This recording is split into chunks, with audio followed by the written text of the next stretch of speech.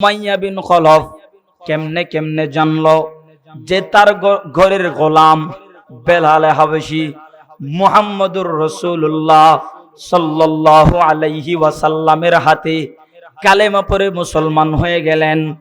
ডাক দিয়ে কাছে নিয়ে আসলেন, হে বেলাল বলো, তুমি নাকি মুহাম্মদের কালেমা পড়েছো? বেলাল বলে, উমাইয়া, হ্যাঁ হ্যাঁ, আমি মদিনার মরুদুলাল মুহাম্মদুর রাসূলুল্লাহর কালেমা পড়ে মুসলমান হয়েছি। উমাইয়া বিন খলফ বলে, তুমি রাতের বেলা কি করো? কই, আমি আমার মালিককে সিজদা দেই। ও বেলাল, আমার চাইতে বড় মালিক আছে নাকি? আবার টাকা দিয়ে বাজার থেকে কিনে নিয়ে আসলাম, আমার চাইতে বড় মালিক এটা কে? আবার হযরতে বেলাল বলে, উমাইয়া, তুমি আমাকে খাওয়াও, তুমি আমাকে টাকা দিয়ে কিনে নিয়ে আসছো, তুমি আমাকে জামা কাপড় পরাও মানি, কিন্তু এ উমাইয়া, শুনে রাখো, শুনে রাখো, তুমি আমাকে চোখ দাও নাই, তুমি আমাকে হাত দাও নাই, তুমি আমাকে পা দাও নাই, আমার জীবন দাও নাই, আমার মত দাও না। ও উমাইয়া, আমি এমন একজন মালিকের ইবাদত করি, এমন একজন মালিককে আমি খুঁজে বেড়াই, যেই মালিক আমার হায়াতের মালিক, যেই মালিক আমার জীবনের মালিক। সুবহানাল্লাহ বলেন না? উমাইয়া বিন খলফ বলে, বেলাল, না না, আমি মানি না, হয়তো তুমি সেই মালিককে ছাড়বা, অন্যথায় আমাকে ছাড়বা। বেলাল বলে, উমাইয়া, ও উমাইয়া, তোমার মতো উমাইয়াকে, হাজার উমাইয়াকে ছাড়তে পারি, কিন্তু আমার মালিককে আমি ছাড়তে পারি না। উমাইয়া বলে, বেলাল, যদি আল্লাহকে ছাড়তে না পারো, মুহাম্মদের ধর্ম যদি ছাড়তে না পারো, তোমার উপরে নির্যাতন করা হবে। হযরতে বেলালকে নিয়ে যাওয়া হলো উত্তপ্ত মরুভূমির মাঝখানে শুয়াইয়া, দুই হাতের ভিতরে বড় বড় পেরাক মেরে দেওয়া হলো, বিশাল বড় একটা পাথর বেলালের সিনার উপরে তুলে দেওয়া হলো, চাবুক দিয়ে আঘাত করা হয়, দিনের পরে দিন পুরা শরীর রক্তাক্ত হয়ে গেছে। হযরত বিলাল মুখের ভিতরে পানি নাই, কোনো শব্দ বের হয় না, পুরা জিহ্বাটা শুকায়া গেছে, জবানের ভিতরে একটা শব্দ জারি, আহাদুন আহাদুন আহাদ, আহাত আহাত করতে আসে। পাশ দিয়া হযরত আবু বকর যায়, তাকায়া তাকায়া দেখে বেলালের অবস্থা ভালো না। বেলালের কাছে গিয়া বলে, বেলাল, কি ব্যাপার? জবানের জিহ্বার পানি শুকায়া গেছে, তারপরেও আহাত আহাত কেন করো? হযরত বেলাল বলে, হে আবু বকর, আহাদুন মানে এক, আহাদুন মানে এক, আমি যখন আমার আল্লাহকে আল্লাহ বলি, উমাইয়া বিন খলফ আমাকে নির্যাতনের মাত্রা বাড়ায়া দেয়। আমার আল্লাহ যখন একজন, আল্লাহকে আর আল্লাহ বলি না, আমার আল্লাহকে ডাকি এক এক এক। বলেন সুবহানাল্লাহ। হযরত বিলালের ঈমান, হযরত বিলালের আদর্শ, হযরত বেলাল হাবশী হেদায়েতের দৌলত কপালের ভিতরে নসিব হয়ে গেছে। উমাইয়া বিন খলফ বেলালের ঈমান কিনতে পারে নাই, বেলালের উপরে নির্যাতন করা হলো। হযরতে বেলাল আল্লাহকে ছাড়ে না। শেষ পর্যায়ে হযরতে আবু বকর উমাইয়া বিন খলফের কাছ থেকে ক্রয় করে হযরতে বেলালকে আজাদ করে দিলেন। সুবহানাল্লাহ বলেন না?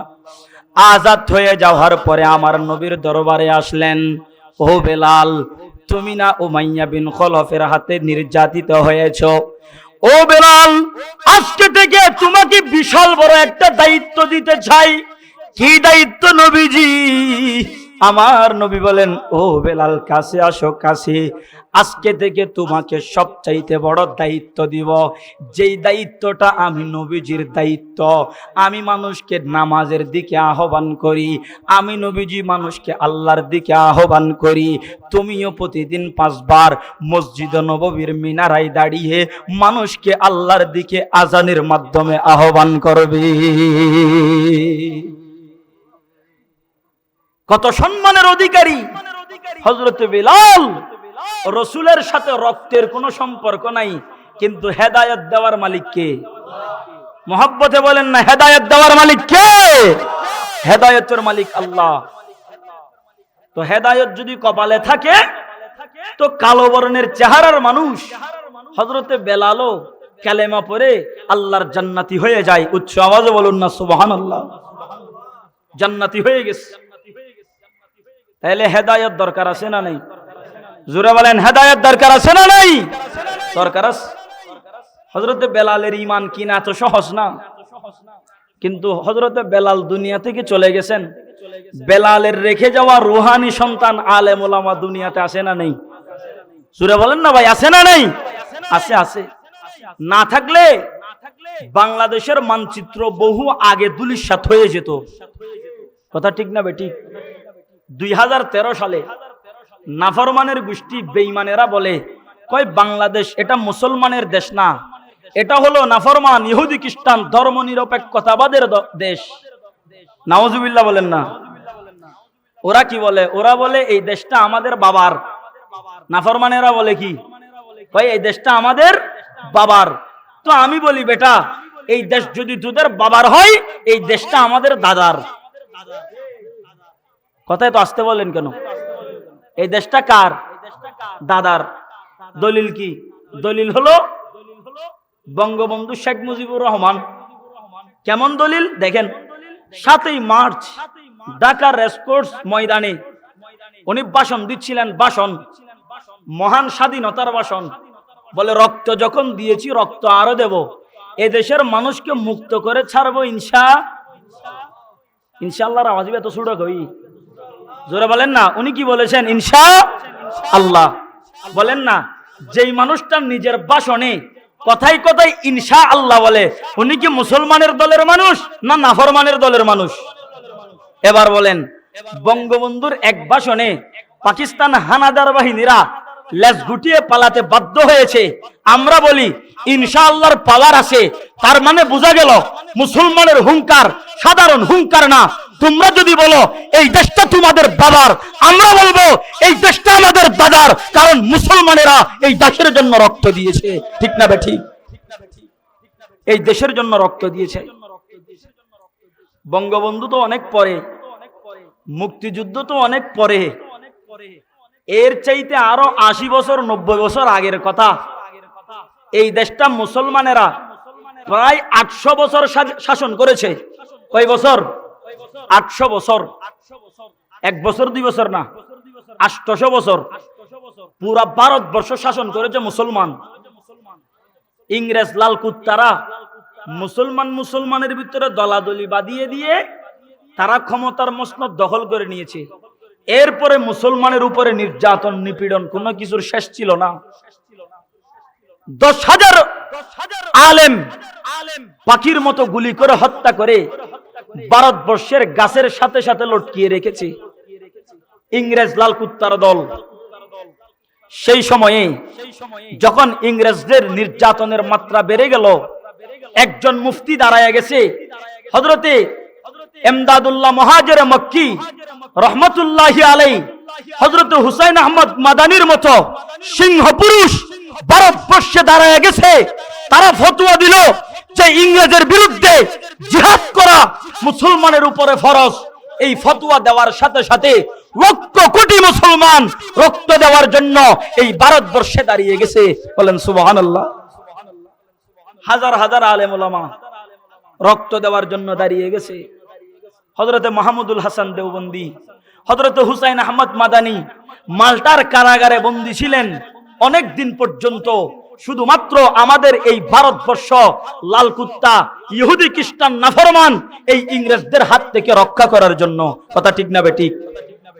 তো ইতিহাস আমাদেরকে শিখায় না, তোমাদের চাইতে ইতিহাসের বই আমরা বেশি পড়ি আলহামদুলিল্লাহ। কথা ঠিক না বেঠিক? তাইলে এই দেশ স্বাধীনের পিছনে ওলামায়ে কেরামের অবদান আছে না নাই? জোরে বলেন, আছে না নাই? মুসলমানের অবদান। বঙ্গবন্ধু মুসলমান, যত মানুষ রক্ত দিয়েছেন সবাই মুসলমান। অতএব আমরা নির্দ্বিধায় বলতে পারি এই দেশ কোন নাফরমানের দেশ না, এই দেশ হলো মুসলমানের দেশ। ঠিক না বেঠিক? মুসলমানের দেশ।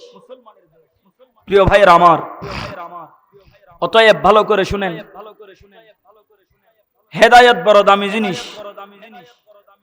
97% মুসলমানের দেশ, আমাদের বাচ্চাদেরকে শিখানো হচ্ছে নাস্তিক্যবাদ, বিবর্তনবাদ। এই যে ষষ্ঠ শ্রেণী সপ্তম শ্রেণীর বইয়ের ভিতরে তারা গতবার অন্তর্ভুক্ত করেছিল যে মানুষ আদমের সন্তান না, মানুষ হলো বানরের সন্তান। মানুষ কিসের সন্তান বলতেছে? বানরের সন্তান। আচ্ছা, আপনাদেরকে জিজ্ঞাসা করতে চাই, মানুষ কি বানরের সন্তান না আদমের সন্তান? জোরে বলেন, বানরের সন্তান না আদমের সন্তান? তো আমাদের উলামায়ে কেরাম অনেক প্রতিবাদ জানিয়েছেন। আমি বলি, হুজুর, এত প্রতিবাদের দরকার নাই। কোরআনের কথা তারা স্বীকার করে, এটা সত্য। কেমনে? কোরআনে আছে, উলাইকা কাল আনআম বাল হুম আদল। আল্লাহ বলে, যারা কোরআন মানে না, রাসূল মানে না, হাদিস মানে না, ইসলাম মানে না, এরা হলো চতুষ্পদ জন্তুর মতো। না না, বালহুম আদল, বলে গরু ছাগলের চাইতে নিকৃষ্ট। আল্লাহর কোরআনের কথা এই নাফরমানেরা বলে, অবশ্যই কথা ঠিক। আল্লাহর কোরআনে তো বলা আছে, যারা আল্লাহ মানে না তারা নাফরমানের দল, চতুষ্পদ জন্তুর চাইতে তারা নিকৃষ্ট। তো তারা মেনে নিয়েছে আসলেই আমরা মানুষের সন্তান না, আমরা বানরের সন্তান। কথা ঠিক না বে ঠিক? তো আল্লাহর কোরআনের কথার সাথে মিল আছে না নেই? তো এখানে আমাদের অসুবিধা কি? এরা যদি বানরের সন্তান নিজেদেরকে দাবি করে, আমাদের কোনো সমস্যা আসেনি। কিন্তু বুকে হাত দিয়া বলেন, আমরা যারা মুসলমান কালেমা পড়েছি, আমরা কি বানরের সন্তান না আদমের সন্তান? জোরে বলেন, আদমের সন্তান। ভালো করে শুনেন। তো যখন উলামায়ে কেরামের কথার সাথে যুক্তি দিয়ে পারে নাই, 1 বছর কোন রকম পার করছে, এইবারের পাঠ্যপুস্তকে অন্তর্ভুক্ত করেছে। ও মুসলমান, আপনার বাচ্চাদেরকে কি শিখাচ্ছেন? কি শিখাচ্ছেন? স্কুলের বই আপনি তো কোনোদিন দেখেন নাই, একজন আলেমের কাছে নিয়ে আসেন নাই, হুজুর এই বইটা ঠিক আছে কিনা দেখেন। সপ্তম শ্রেণীর বইয়ের ভিতরে তারা অন্তর্ভুক্ত করেছে যে সমকামিতা এটা কোনো অপরাধ না। সমকামিতা মানি ও মানুষ কিছু না বুঝার পাল্লা। ওরা সপ্তম শ্রেণীর বইয়ের ভিতরে ঢুকাইছে যে সমকামিতা এটা কোনো অপরাধ না, এটা কোনো কি না, অপরাধ না। এরা সপ্তম শ্রেণীর বইয়ের ভিতরে ঢুকাইছে। আপনাদেরকে বলে যাই, আমাদের সমাজের ভিতরে একটা এনজিও সংস্থা আছে, সেই এনজিও সংস্থার নাম হলো ব্রাক। বলেন কি নাম? ব্রাক। গতকালকের ঘটনা আমার মোবাইলে এখনো কোট করা আছে। আমার এক ভাই, উনি ওনার বক্তব্যে ব্রাক এনজিওতে চাকরি বেচারার মুখের ভিতরে দাঁড়িয়ে আছে, কিন্তু সে নিজেকে ধরে রাখতে পারে নাই। একটা কনফারেন্সে সপ্তম শ্রেণীর ওই বইটা নিয়ে মানুষের সামনে বলে, এই বই আমার সন্তান পড়তে পারে না, মুসলমানের সন্তান পড়তে পারে না, এই বই পড়লে আমাদের সন্তানেরা নাস্তিক হবে। এই প্রতিবাদ জানিয়ে তিনি বইয়ের পৃষ্ঠা ছিঁড়ে ফেলে দিয়েছে। ছিঁড়ে ফেলার সাথে সাথে ওই ব্রাক এনজিওর নাফরমানেরা আমার এই ভাইয়ের চাকরিটাই কেড়ে নিয়ে দিল। চাকরিটা কি করে দিল? কেড়ে নিল। তাইলে কি বুঝলেন? এই এনজিও গুলো এরা কি মুসলমানের বন্ধু না মুসলমানের শত্রু? জোরে বলেন, এরা কি মুসলমানের বন্ধু না মুসলমানের শত্রু? মুসলমানের শত্রু। অতএব ভালো করে শুনেন, আজকে নাফরমানেরা আমাদের বাচ্চাদের ঈমান আমল ধ্বংস করে দিচ্ছে। কারণ কি? আমাদের ঈমানের বাতি ফিউজ হয়ে গেছে। ঈমানের বাতি ফিউজ হয়ে গেছে। জেগে উঠতে হবে আমাদের, প্রিয় ভাইয়েরা আমার। অতএব 95% মুসলমানের দেশ হিসেবে আমাদেরকে ঐক্যবদ্ধভাবে নাস্তিক বেঈমানদের বিরুদ্ধে রুখে দাঁড়ানোর দরকার আছে না নাই? জোরে বলেন, দরকার আছে না নাই? আচ্ছা, এই মাইকের আওয়াজ আছে প্যান্ডেলের ভিতরে, যে মাইকটা আছে এই মাইকের আওয়াজ শুনতেছেন আপনারা? আচ্ছা, একটা মাইকের একটা সেটিং আছে, হয়তো আমার ভাইয়েরা বুঝে নাই। যদি এই স্টেজে আওয়াজ না আসে তাইলে বক্তার কথা বলা কঠিন। এখন আমার মনে হচ্ছে যে মাইকের আওয়াজ কম, কিন্তু মাইকের আওয়াজ আছে ঠিক আছে, কিন্তু আওয়াজটা আমার কানে না লাগাতে আমি মনে করতেছি যে আমার আওয়াজটা মাইকে টানতেছে না, এজন্য আমার কষ্ট হচ্ছে। এজন্য খেয়াল রাখবেন, শুধু মাইক 2 মিনিটকে লাগাই দিও, মাহফিল হয়ে যাবে, আমি হতা ন। মাইকের একখান সিস্টেম আছে, স্টেজত আওয়াজ আইনোর মতো ওকে মাইক দিয়ন দরকার। ইন কি আল্লাহ আইবেন। সম্মানিত হাজিরিন, তাইলে ভালো করে শুনেন, হেদায়েত দরকার আছে না নাই? আপনারা একটু আওয়াজ দিতে হবে, হেদায়েত দরকার আছে না নাই? হেদায়েতের মালিক কে? হেদায়েত দেওয়ার মালিক কে? আল্লাহ ছাড়া আর কেউ হেদায়েতের মালিক আসেনি? নাই। ভালো করে শুনেন, এই সন্তানদেরকে কি শিখাবেন? হযরত লোকমান আলাইহিস সালাতু ওয়াস সালাম উনি ওনার সন্তানকে কি শিখাইছেন? আয়াত তেলাওয়াত করেছি সূরা লোকমান থেকে। হযরত লোকমান আলাইহিস সালাম একজন কালো বর্ণের মানুষ, চেহারাটা কুচকুচে কালো, আবার একজন বাদশার গোলাম, একদম খাটো, পাগুলা এত মোটা মোটা, মার্কেটের কোন জুতা হযরত লোকমানের পায়ে হয় না, এত বিশ্রী। তো মানুষের দাঁড়ে দাঁড়ে বারে বারে গিয়ে গিয়ে ওয়াজ নসিহত করতেন যে আল্লাহ ছাড়া কোনো রব নাই। বড় হিকমতওয়ালা জ্ঞানী জ্ঞানী কথা বলতেন। এবার পুরা দেশের ভিতরে একটা সুনাম হয়ে গেছে যে লোকমান কৃতদাস হলেও বড় জ্ঞানী মানুষ, চমৎকার চমৎকার আলোচনা করেন। এই খবরটা চলে গেছে বাদশার কানে। ভাই আপনার গোলাম এটা কোনো সাধারণ মানুষ না, এটা একটা ম্যাগনেট। এটা একটা কি? ম্যাগনেট। এবার হযরত লুকমানের বাদশা বলে, লুকমান যদি আসলে জ্ঞানী হয় তাকে তো রাজপ্রাসাদে রেখে দিয়ে লাভ নাই। মানুষ যদি তার কাছ থেকে কিছু জ্ঞান শিখতে পারে তাকে আজাদ করে দেওয়া দরকার। আজাদ করার আগে বাদশা মনে মনে চিন্তা করলেন, লোকমান কেমন জ্ঞানী একটু পরীক্ষা করার দরকার, ঠিক না বেঠিক? এবার লোকমান হাকিমকে কাছে ডাকলেন, বলে লোকমান তোমার ব্যাপারে পুরা দেশের ভিতরে সুনাম ছড়ায়া গেছে, তুমি নাকি বড় জ্ঞানী মানুষ, মানুষকে চমৎকার চমৎকার কথা বলো, জ্ঞান গর্ব আলোচনা করো। লোকমান হাকিম বলে, বাদশাহ সেই কথা আমি জানি না, তবে মানুষকে দ্বীনের কথা বলতে আমার ভালো লাগে। বাদশাহ বলে, লোকমান তুমি যদি জ্ঞানী হও তোমাকে একটু পরীক্ষা করার দরকার। ও লোকমান বেশি কিছু পরীক্ষা না, তোমার কাছে একটা জিনিস চাই। বলে কি জিনিস? বাদশা বলে, লোকমান তুমি একটা ছাগল জবাই করো, ছাগলের ভিতর থেকে সবচাইতে দামি জিনিসটা আমার কাছে নিয়ে আসো। লোকমান হাকিম খামারে চলে গেলেন, খামারে গিয়ে একটা ছাগল জবাই করলেন। ছাগল জবাই করার পর লোকমান হাকিম ছাগলের ভিতর থেকে কলিজার হৃৎপিণ্ডটা বাদশার দরবারে হাজির করলেন। বাদশা বলে, লোকমান এটার চাইতে ভালো কোনো জিনিস নাই নাকি? লোকমান হাকিম বলে, হে বাদশা এটার চাইতে ভালো কোনো জিনিস নাই। আচ্ছা বুঝলাম, যাও তোমাকে আরো একটা কাজ দিলাম। বলে কি কাজ? আরো একটা ছাগল জবাই করো, ছাগলের ভিতরে সবচাইতে নিকৃষ্ট জিনিস যেইটা, সবচাইতে খারাপ জিনিস যেইটা, সেটা তুমি আমার কাছে নিয়ে আসো। লোকমান হাকিম আবারও তিনি খামারে গেলেন, আরো একটি ছাগল জবাই করলেন। জবাই করার পর একই জিনিস হৃৎপিণ্ডটা বাদশার দরবারে হাজির করলেন। ও বাদশা এটার চাইতে খারাপ জিনিস আর নাই।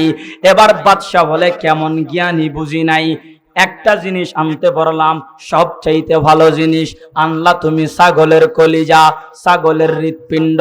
আবার আনতে বললাম সব চাইতে খারাপ জিনিস আনলা তুমি, ছাগলের হৃৎপিণ্ড।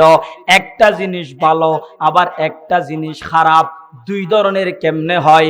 লোকমান বলে, বাদশাহ আমাকে আপনি মূর্খ মনে করতে পারেন, কিন্তু আমার ব্যাখ্যাটা শোনেন।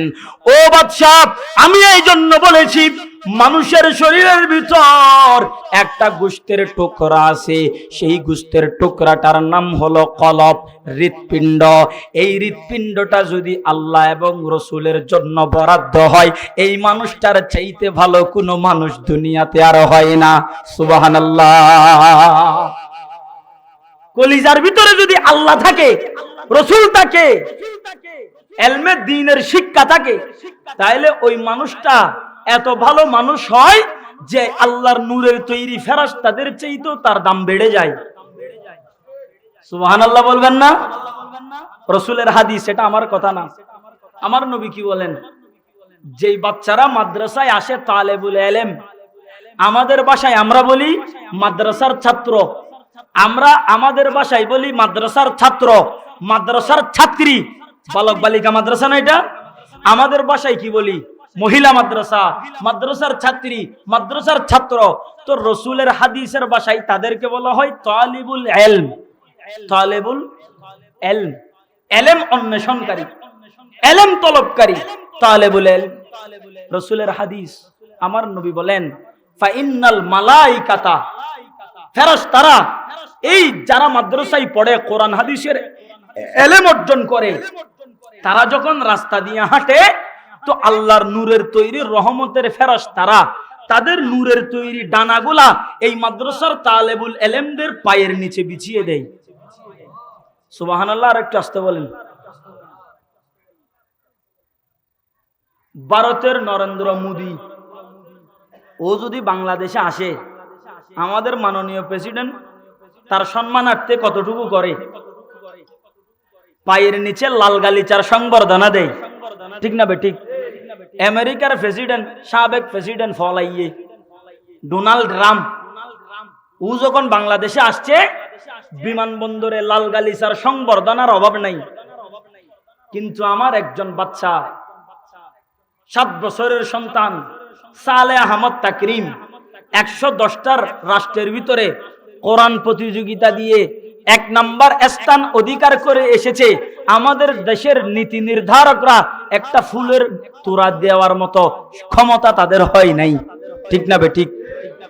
আফসোস না, এটা কথার কথা বললাম, তবে কথা বলতেছি কোনটা, যে আপনারা না দিলেও সমস্যা নাই, আমার আল্লাহ দিয়েছেন সম্মান, যে তোমরা ফুলের তোড়া না দিলে কি হবে, আমার কোরআনের হাফেজদের পায়ের নিচে আমার নূরের তৈরি ফেরেশতারা তাদের ডানাগুলা বিছিয়ে দিতে থাকে।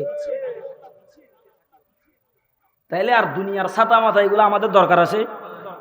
যেটা ফেরেশতারা ওয়া আর সংবর্ধনা দেন, এটা আর দুনিয়ার গোলাপ ফুল দিয়ে কিজুম। কিন্তু আফসোস লাই দেরি, ক্রিকেট খেলা এক একটা খেলোয়াড়ের বাড়ি মার্বেল পাথর দিয়ে করা। খেলোয়াড় এক একজনের জন্য BMW কার, বিশাল কোটি টাকার খরচ করে গাড়ি কিনে দেয়, বাড়ি করে দেয়, আবার অনেককে MP মন্ত্রীও বানায়া দেয়। কথা ঠিক না বে ঠিক? কিন্তু বড় দুঃখের বিষয়, ওদের পিছনে আমাদের ট্যাক্সের এত টাকা পয়সা খরচ করার পরেও তারা বিদেশের মাটিতে গিয়ে বাংলা ওয়াশ হয়ে আসে। কথা ঠিক না বে ঠিক? একটা খেলার ম্যাচও জিততে পারে না, কাপ তো দূরের কথা। ওকে সার খাবাইন তো মনের বুঝিতাম, বিশ্বকাপ তো দূরের কথা, ওকে সার খাবো কোনদিন। কিন্তু ই তার পিছনে আর টিয়া বিয়াগুন আছে না নাই? ও ভাই, কিন্তু কোরআনে হাফেজ যখন 110টা রাষ্ট্রকে ফেলে, যখন 1 নাম্বার স্থান অধিকার করে, তখন তাদের জন্য BMW গাড়ি তো দূরের কথা, তাদের জন্য একটা গোলাপ ফুল দিতে পারি না। কপাল পোড়া জাতি আমরা, ঠিক না বে ঠিক? কপাল পোড়া জাতি আমরা। লজ্জা লাগে আমাদের, শরম লাগে। এটা মুসলমান রাষ্ট্র। এটা কি রাষ্ট্র? মুসলমান রাষ্ট্র। এটা আমাদের জন্য বড় গর্বের মুসলমান রাষ্ট্র। এই জন্য আল্লাহ আমাদেরকে হেদায়েত দান করুক। আরো জোরে বলেন না আমিন। প্রিয় ভাইরা আমার, তো হযরত লুকমান হাকিম কি বলে? কয় যার দিলের ভিতরে আল্লাহ রাসূল, কোরআন হাদিস, ইলমে দ্বীন আছে, তার সম্মান ফেরেশতাদের চাইতেও বেশি। কলব, এই কলিজা, এই হৃৎপিণ্ড ভালো হয়ে গেলে এই মানুষটা বড় দামি হয়ে যায়।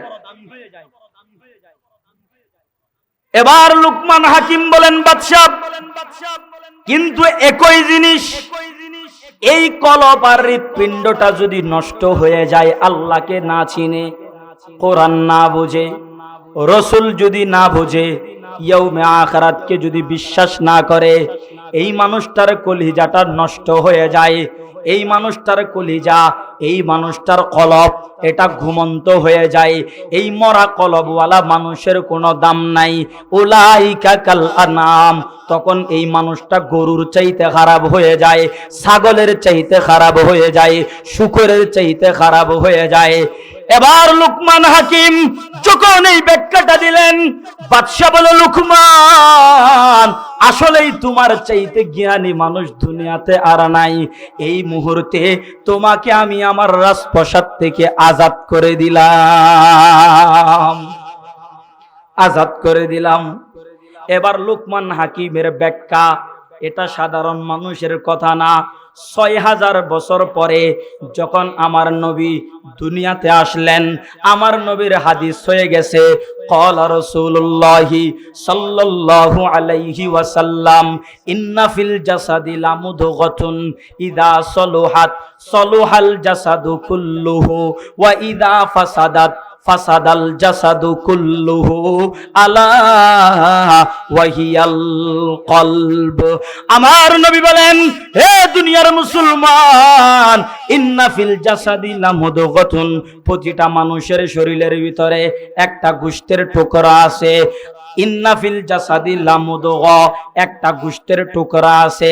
ইযা সলুহাত সলুহাল জাসাদু কুল্লুহু, এই গোশতের টুকরাটা যদি ভালো হয়ে যায়, এই মানুষটার পুরো জিন্দেগিটা ভালো হয়ে যায়। ওয়া ইযা ফাসাদাত ফাসাদাল জাসাদু কুল্লুহু, আর এই মানুষটার গোশতের টুকরাটা যদি নষ্ট হয়ে যায়, তার পুরো জিন্দেগিটা নষ্ট হয়ে যায়। সাহাবায়ে কিরাম বলে, ইয়া রাসূলুল্লাহ, গোশতের টুকরাটার নাম আপনার কাছে জানতে চাই। আমার নবী বলেন, সাহাবীরা, আলা ওয়াহিয়াল কলব, সেই গোশতের টুকরাটার নাম হলো কলব। সুবহানাল্লাহ বলেন না? তাইলে লুকমান হাকিমের ব্যাখ্যা আর আমার নবীর হাদিস মিল আছে না নাই? জোরে বলেন না, আছে না নাই? মিল আছে, মিল আছে। এবার লুকমান হাকিমকে যখন আজাদ করে দিলেন, তিনি মনে মনে চিন্তা করতেছেন, কি দিয়ে আল্লাহর শুকরিয়া আদায় করব? একবার বলেন না সুবহানাল্লাহ। গোলামির জিনজিরা থেকে মুক্ত হয়ে গেলাম, কি দিয়ে আল্লাহর শুকরিয়া আদায় করব? চিন্তা করতে করতে ঘরের কোনায় গিয়া মাথা টেকায়া চিন্তা করেন, আল্লাহর শুকরিয়া আদায় করা লাগবে, কি দিয়ে করব? বলে, যেই জ্ঞান দিয়ে মুক্ত হয়েছি, ওই জ্ঞান মৃত্যু পর্যন্ত মানুষের কাছে বিতরণ করব। সুবহানাল্লাহ বলবেন না? কি চিন্তা করতেছেন? যেই জ্ঞানের কারণে আজাদ হইলাম, সেই জ্ঞান দিয়ে আল্লাহর শুকরিয়া আদায় করব। মানুষের দ্বারে দ্বারে বারে বারে গিয়ে এই আমার জ্ঞান দিয়ে মানুষকে আল্লাহর পথে আহ্বান করব। জুড়ে বলুন না সুবহানাল্লাহ। আল্লাহর দিকে আহ্বান করব। এবার চিন্তায় পড়ে গেলেন, জ্ঞান বিতরণ আগে কাকে দিয়ে শুরু করবে?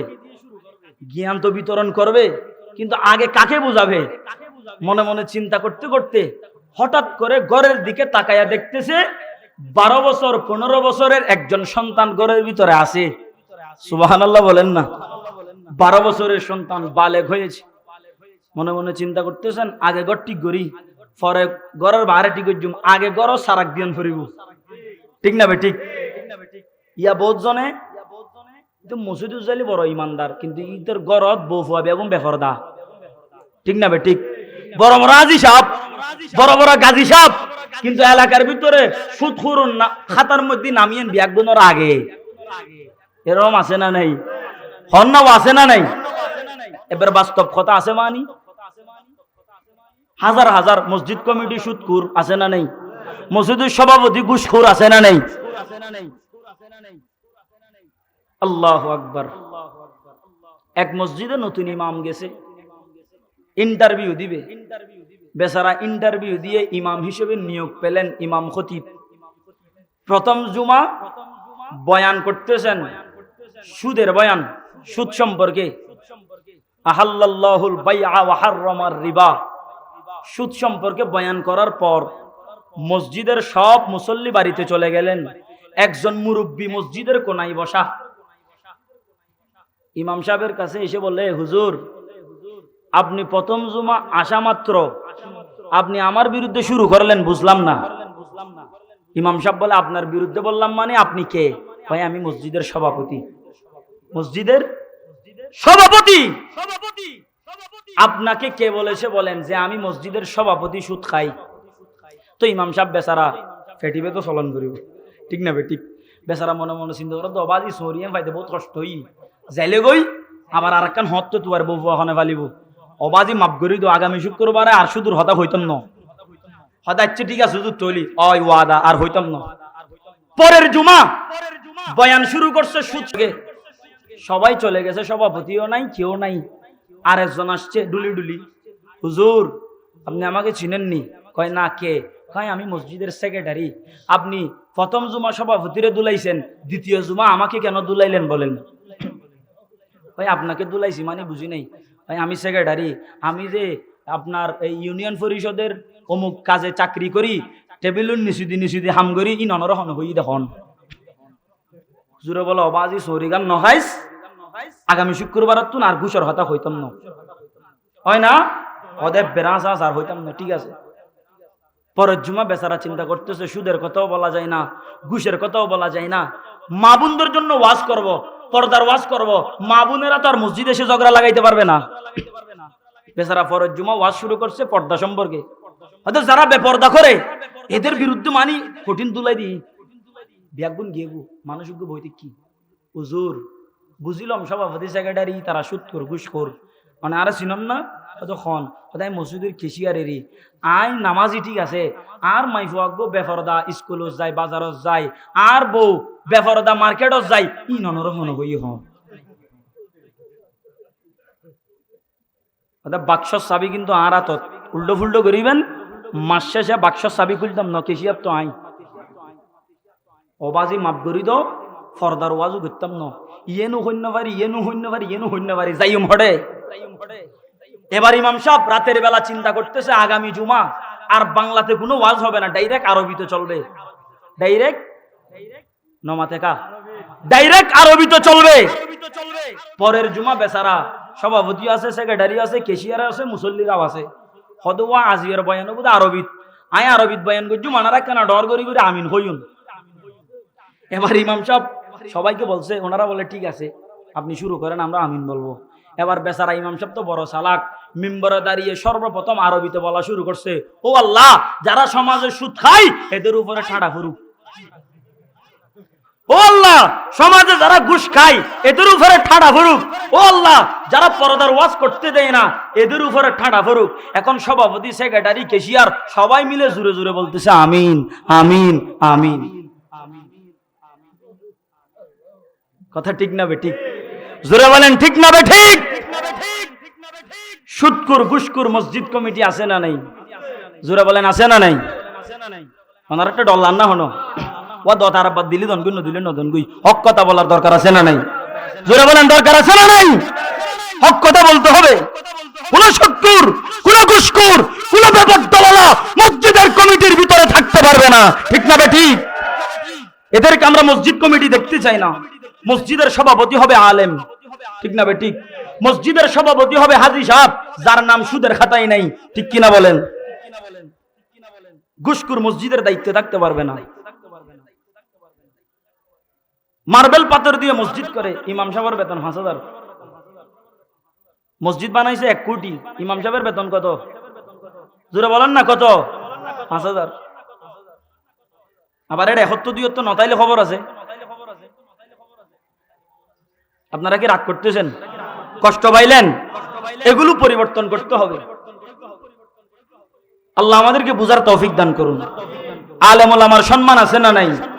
ওলামা ইকরামের মর্যাদা আছে না নাই? মর্যাদা আছে প্রিয় ভাইরা আমার। আবার হযরত লোকমান হাকিম চিন্তা করতেছেন আগে গড় ঠিক করি, সন্তানকে ওয়াজ করা শুরু করছে। আল্লাহু আকবার বলেন না? সন্তানকে ওয়াজ করতেছে। আল্লাহ বলেন লোকমান তুমি সন্তানকে ওয়াজ করতেছো ঠিক আছে, কিন্তু তোমার ওয়াজটা এত ভালো লাগছে ডাইরেক্ট কোরআনের আয়াত বানিয়ে দিলাম, শুধু তা না তোমার নামে পুরো একটা সূরা নাযিল করে দিলাম, সূরা লোকমান।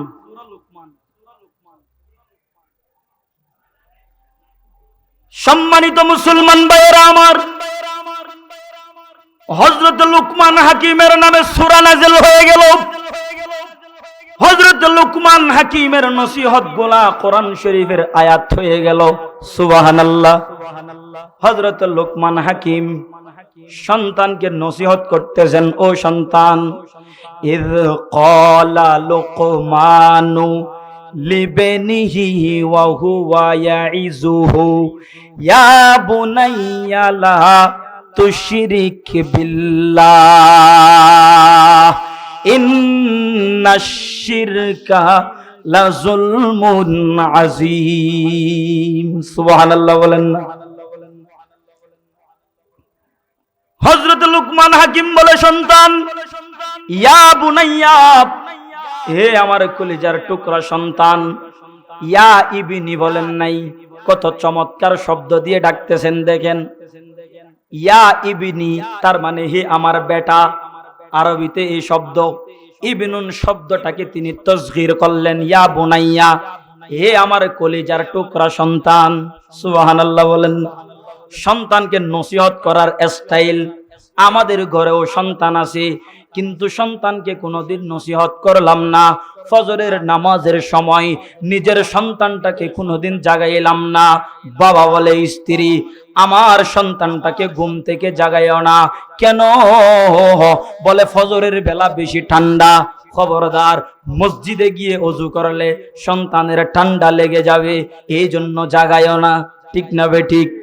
আমাদের সন্তান, হে মুসলমান, কিন্তু কিয়ামতের ময়দানে এই সন্তান আল্লাহর সামনে দাঁড়িয়ে আপনার বিরুদ্ধে সাক্ষী দেবে, আল্লাহ, আমার বাবা আমাকে কোনোদিন মসজিদে নিয়ে যায় নাই, ফজরের সময় সাথে করে মসজিদে নেয় নাই, ঠান্ডা লাগার ভয়ে। আল্লাহ বলবে, বাবা এবার ঢুকো জাহান্নামে, সন্তানকে তো মসজিদে নাও নাই, সন্তানটাকে কোরআনের শিক্ষায় শিক্ষিত করলা না, সন্তানটাকে আল হুমায়রা মাদ্রাসায় পাঠাইলা না, এই সন্তানের কারণে জাহান্নামে ঢুকো। ঠিক না বেঠিক?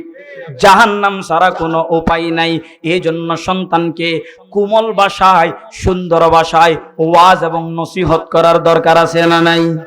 জোরে বলেন, দরকার আছে না নাই? ওয়াজ করতেছেন, ইয়া বুনাইয়া লা তুশরিক বিল্লাহ, ও কলিজার টুকরা সন্তান, খবরদার, আল্লাহর সাথে কাউকে শরীক করিও না, আল্লাহর সাথে কাউকে অংশীদার বানাইও না, আল্লাহর সাথে কাউকে তুমি পার্টনার বানাইও না। হায়াতের মালিক কে? জোরে বলেন না, হায়াতের মালিক কে? জীবন দেওয়ার মালিক কে? মৃত্যু দেওয়ার মালিক কে? আল্লাহ ছাড়া আর কেউ সম্মান দেওয়ার মালিক আছে? সন্তান দেওয়ার মালিক আছে? কিন্তু এখন হুজুও হয় না, আল্লাহও আর ফুয়া দিতে পারে, আবার ওটা খবরের ভিতরে আর হিসাবই বহু দিতে পারে। আছে না নাই? অনারার ফটিক শরীফ বড় বড় আলেম জিল্লে বেশি, আবার 2 নম্বর হামি বহু বেশি। নামাতে কা 2 নম্বর হামিব আছে না নাই? কি হয়? বাবার দরবারত যাও, ফুয়ানুয়ার দে হটে যাও বাবার দরবারত, এনে যাইলে হইতো ন মশ গরু মারলে জন করিব, অনতবা বিডে টিডে বেশি মশ গরু লই এন গই অনার ফিসাবে মসিবে হাই হুঁতাইতে গুম্মাজি ফজরের নামাজ ন পড়ে। ঠিক না বে? ঠিক। ইতে মা বাবার খবর নলয়, সপ্তাহে মিলি মারে হনদিন 1 বিরে ফান কিনি ন দে, 1 কেজি আপেল কিনি ন দে, 1 কেজি মুসাম্বি কিনি ন দে, কিন্তু ইতে বিড়ে জাগা বেশি আরে বাবার দরবারত মশলে যারগু। ঠিক না বে? ঠিক। মা বাবার তুন বড় ফিরার আছে না? নমাতে কা মা বাবার তুন বড় হিসাব আছে না? আল্লাহ আল্লাহ, ইন আর বুজার বুল নাও। হযরত ইব্রাহিম আলাইহিস সালাম বয়স হয়েছে 90 বছর। কত? জোরে বলেন না, কত? 90 বছর। ইব্রাহিম আলাইহিস সালামের কোনো সন্তান নাই, 90 বছর বয়স হয়ে গেছে। মা হাজেরার বয়স হয়ে গেছে 60 থেকে 70 বছর।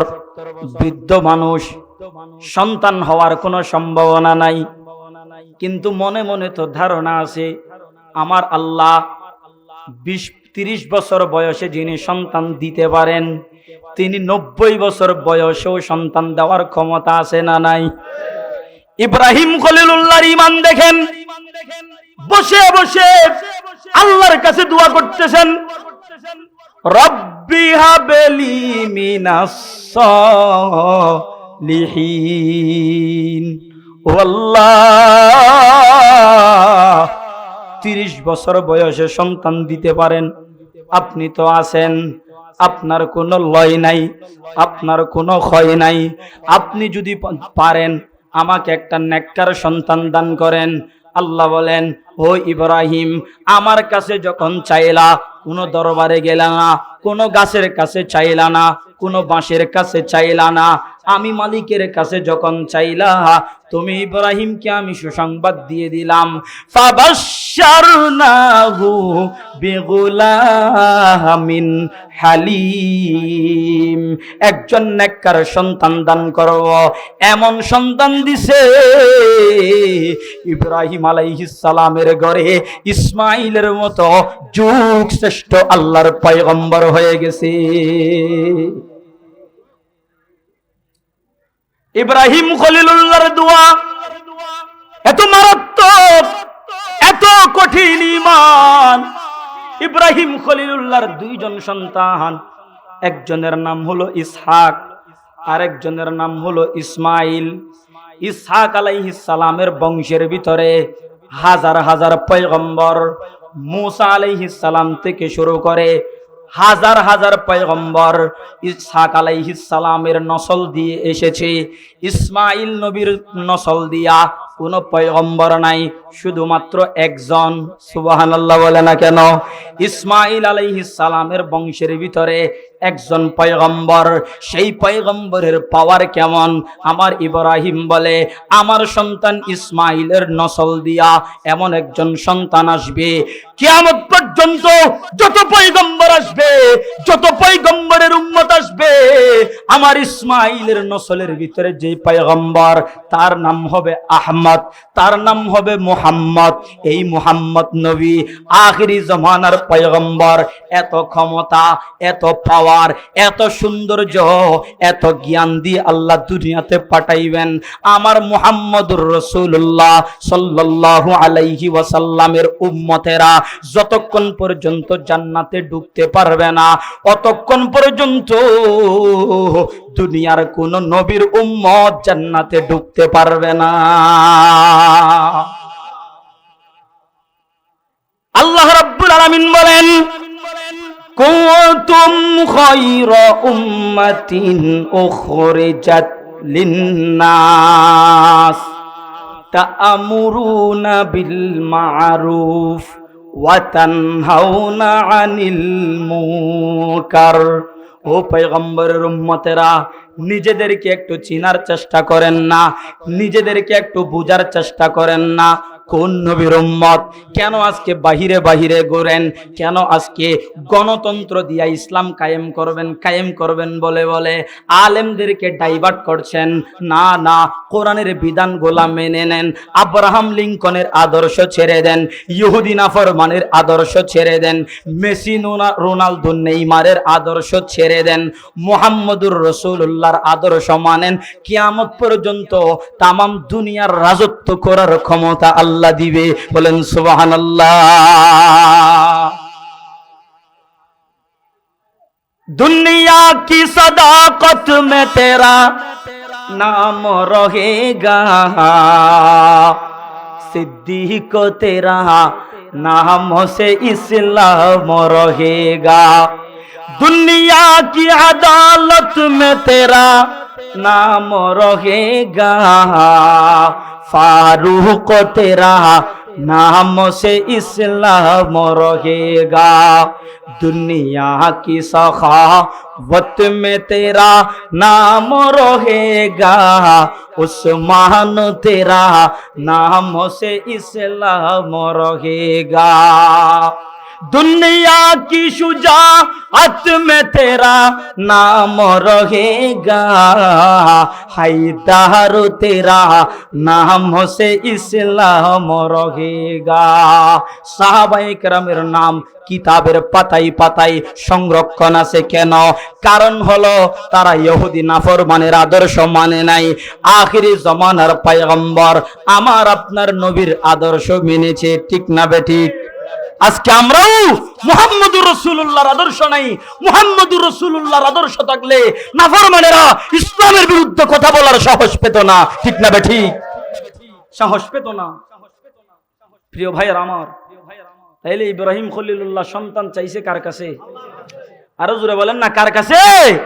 আল্লাহর কাছে চাইছে। তাইলে আমরাও যদি সন্তান না হয়, সন্তান চাইবো কার কাছে? আরো জোরে বলেন, কার কাছে? আল্লাহর কাছে। কার কাছে চান? আপনি মনে করেন আপনার পীর সাহেব আপনাকে হায়াত দিবেন, ও ভাই তিনি যদি হায়াতের মালিক হয় তো ইতে গেলে মরে গিয়ে দেয়। আরে হন অনে বুঝান, ইতে যদি হায়াতের মালিক হয় ইতে মানি আবার বালা বালা ফিসাবর হতানো হর বন্ডবীর হতুন সমাজত আছে না নাই?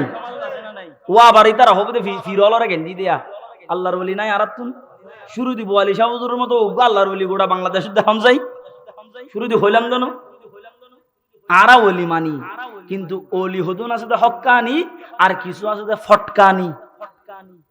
হক্কানি মানি যাদের কাছে কোরআন হাদিসের এলেম আছে, আর ফটকানি মানি ইতে ফিরুর বেশ জিদে মুরিদুর ফকট মারি বেললাই। কথা ঠিক না বেঠিক? ওদের কথা বলতেছি। তো সে বলে ভাই আমার দরবারে নিয়ে আসো, তোমাকে বাবা সন্তান দিব, হায়াত দিব। তো দুদিন পরে তো ও মরে যায়। ও যদি হায়াতের মালিক হয় ও কেন মরলো বলো?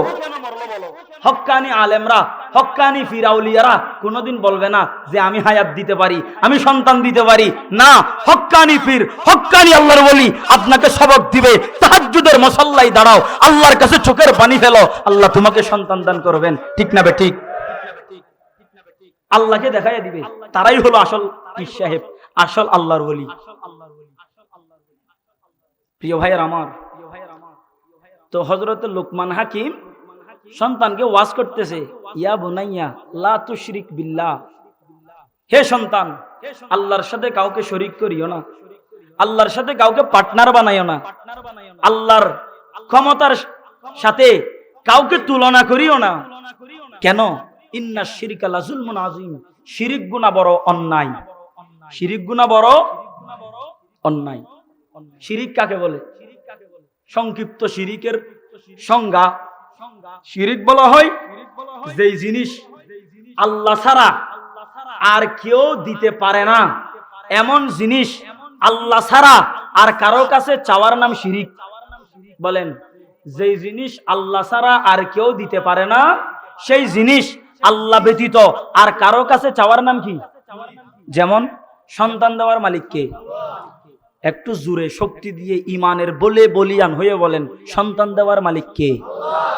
হায়াত দেওয়ার মালিক কে? মৃত্যু দেওয়ার মালিক কে? টাকা পয়সা আত্মমর্যাদা সম্মান দেওয়ার মালিক কে? আল্লাহ। সন্তান দেওয়ার ক্ষমতা আল্লাহ ছাড়া আর কারো দেওয়ার ক্ষমতা আছে? এই জিনিসটা, যেই জিনিস আল্লাহ ছাড়া কেউ দিতে পারে না, সেই জিনিসটা আল্লাহর কাছে না চেয়ে আর কারো কাছে চাওয়ার নাম শিরিক গুনাহ। এই জিনিসটা আল্লাহ কোনোদিন কি করবে না? বলে না, কি করবে না? মাফ করবে না। তাইলে হযরত লোকমান হাকিমের মতো নিজেদের সন্তানদেরকে ওয়াজ নসিহতের মাধ্যমে, মাদ্রাসায় পাঠানোর মাধ্যমে, কোরআন হাদিসের এলেম শিক্ষা দেওয়ার মাধ্যমে প্রকৃত সন্তান হিসেবে গড়ে তোলার দরকার আছে না নাই? জোরে বলেন, দরকার আছে না নাই? আল্লাহ আমাদের প্রত্যেককে যে আলোচনাটুকু করেছি, প্রত্যেককে আল্লাহ পাক নিজের ছেলে মেয়ে নাতি পতি